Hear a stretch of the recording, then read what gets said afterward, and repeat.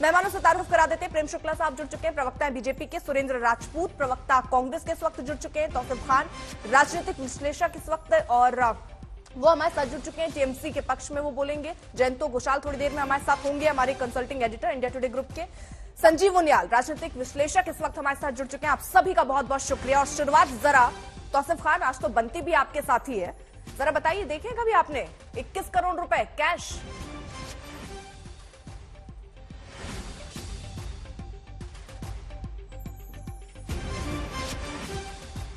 तौसीफ खान, आवाज पहुंच रही है आप तक sir? Am I audible? Can you hear me? ठीक है, बोलिए। आवाज जी जी जी आ रही है। देखिए, ये रिकवरी रुपए का हुआ है जो ईडी ने किया है और इसे लिंक किया जा रहा है। एलिगेशन है कि ये एसएससी रिक्रूटमेंट स्कैम से लिंक्ड है, लेकिन ये तफ्तीश का मामला है। अभी तक कोई भी एलिगेशन सिद्ध नहीं हुए। Law will take its own course. जो कानून की प्रतिक्रिया है वो अपनी चलती रहेगी, कानून का प्रोसेस चलता रहेगा। और ईडी तो भले ही क्या वेस्ट बंगाल में बिजी है, लेकिन दुख इस बात का होता है कि BS Yediyurappa land and mining scam, जो कर्नाटका के बीजेपी चीफ मिनिस्टर है, Reddy brothers of Bellary mining scam, Himanta Biswa Sarma Assam BJP chief minister water supply scam, Shivraj Singh Chouhan Vyapam scam Madhya Pradesh BJP chief minister, Narayan Rane money laundering and land scam. BJP का A to Z करप्शन है। Adani power scam, BALCO disinvestment, chikki scam, dal scam. तो अगर दूसरे की shirt बहुत गंदी हो तो अपने दाग भी क्या अच्छे लगने लगते हैं? जुबेन ईरानी लैंड स्कैम। मैं नहीं सुन पाया, फिर से बोलो। दूसरे की शर्ट गंदी दिखाकर क्या अपनी गंदी शर्ट को आप क्लीन बता सकते हैं? क्या अपने दाग अच्छे लगने लगते हैं क्या सर? जिस एजेंसी के पास में ये सारे केसेस पेंडिंग है, जिस एजेंसी का जुरिस्डिक्शन है कि वो ये सारे केसेस को खिलाफ एक्शन ले, वो ये एजेंसी एक एलिगेशन के पीछे कौन सी पार्टी खड़ी है उसको देख करके अगर एक्शन लेती है तो सवाल तो उठेंगे ना।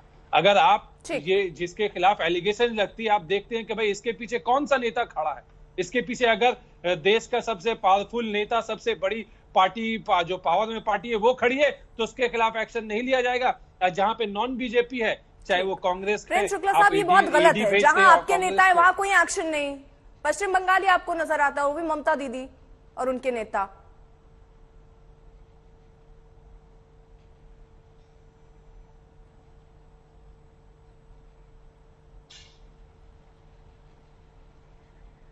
प्रेम शुक्ला जी, आवाज पहुंच रही है आप तक? किस नेता के यहाँ तो शायद उन तक आवाज नहीं पहुंची। चलिए, सवाल मैं उनसे लूंगी, वो जुड़ते हैं जैसे भी, कुछ कनेक्शन अगर प्रॉब्लम है। खैर, सुरेंद्र राजपूत जी, आपने अपना पलड़ा तय किया है क्या? आप किधर है सर? जो हुआ है वो सही है या गलत है? देखिए, भ्रष्टाचार कहीं पर भी हो अर्पिता, उसके खिलाफ जीरो टॉलरेंस की नीति होनी चाहिए।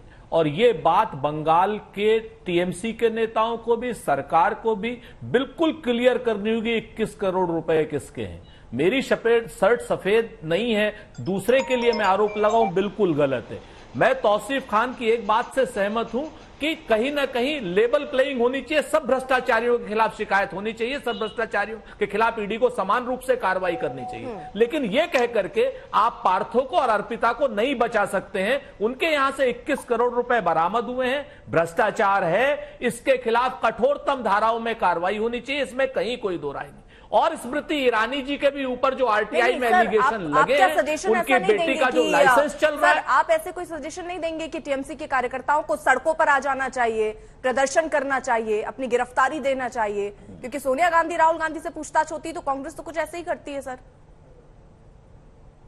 अर्पिता जी, शायद आपको पूरी बात नहीं पता है। अगर आप मुझे इस जो सोनिया जी के खिलाफ कार्रवाई ईडी कर रही है उसके एक एफआईआर दिखा दें तो मैं आपका ऋणी हो जाऊंगा।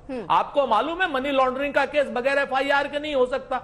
आप इसको इस विषयांतर मत कीजिए। स्मृति ईरानी से डरिए मत, आप भाजपा से मत डरिए। आज की डेट में गोवा पर भी बराबर की कार्रवाई कराइए, उस एक्साइज कमिश्नर को भी बचाइए जिसने ये नोटिस दिया है। आज बताइए, स्मृति ईरानी से भी पूछिए कि क्या 18 साल की लड़की अवैध लाइसेंस का बार नहीं चला सकती है। मैं आपको वीडियो दिखाता हूं उसका, जो वो ऑलरेडी बार चला रही है और जो जिसमें नहीं, आप ये कह रहे हैं, आप ये कह रहे हैं कि सोनिया गांधी, राहुल गांधी अगर कुछ करे तो उनसे आप कह रहे हैं ना जांच होनी चाहिए। सर आपने कहा जांच होनी चाहिए और जो प्रक्रिया होती है वो प्रक्रिया होने देनी चाहिए।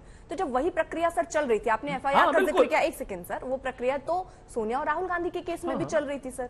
तब तो कांग्रेसी सड़कों पर प्रदर्शन कर रहे थे सर, गिरफ्तारी देने की बात कर रहे थे। तो ये सजेशन आप दे सकते हैं, शायद टीएमसी भी ये कर दे, एक दबाव बनाना जरूरी है ना सर। नहीं, आप अर्पिता जी मुझे नहीं कहना चाहिए, लेकिन एक चीज मैं आपको कह दूं कि अगर हमारे यहां से कहीं कोई 1/54 का हेरफेर हुआ हो तो जरा बता दीजिए।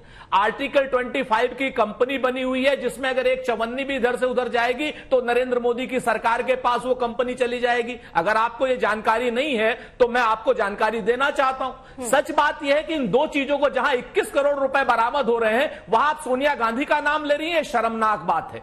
ये शर्मनाक बात है कि उस जगह पे आप राहुल गांधी का नाम ले रही हैं। उनको राजनीतिक प्रतिशोध के लिए फंसाया जा रहा है और इनके यहां से 21 करोड़ रुपए बरामद हुए। ठीक है सर।